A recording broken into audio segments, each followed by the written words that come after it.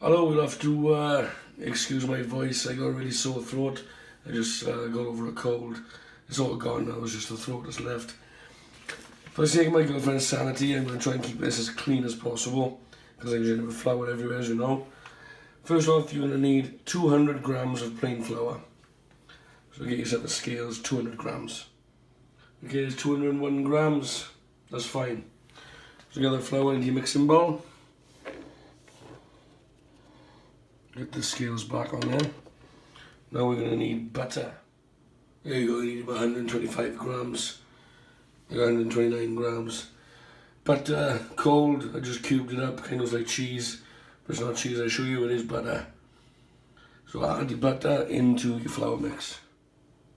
Now you can use a food processor for this. But like I said, I'm trying to keep things as clean as possible.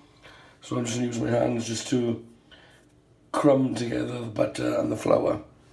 Just squeeze it all together.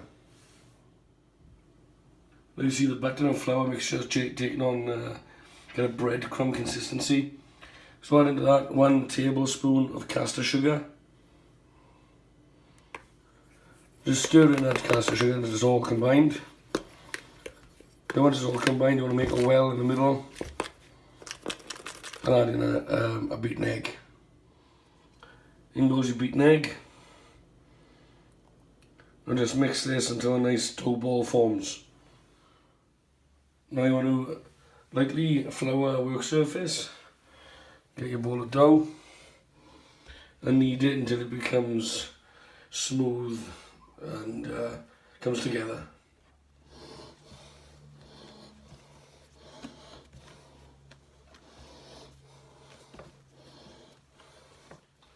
Now you want to cut about 1/3 of this off and wrap it up and put it in the fridge to chill.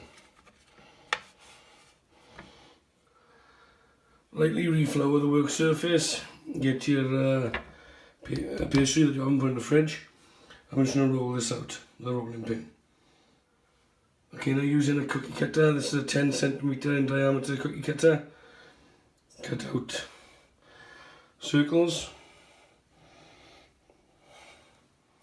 Lightly flour a cupcake tray.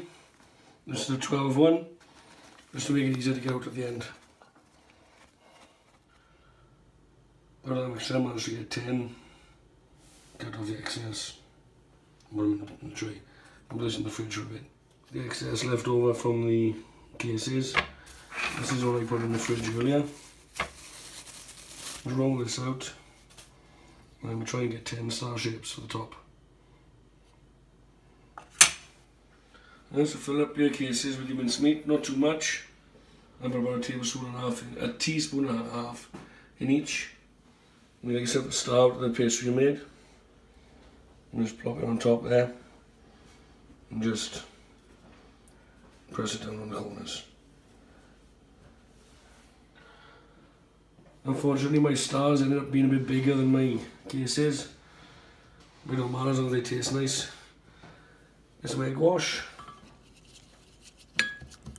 And just give them a glaze over each at the top of each one. Let's pop these in the oven, 200 degrees for 20 minutes. And then we'll let them cool and dust them with some icing sugar. There they are out of the oven, they're piping hot, just let them cool down. And then we'll dust the top of them with some icing sugar. There we are, with a little dusting of icing sugar. We're done. Absolutely delicious.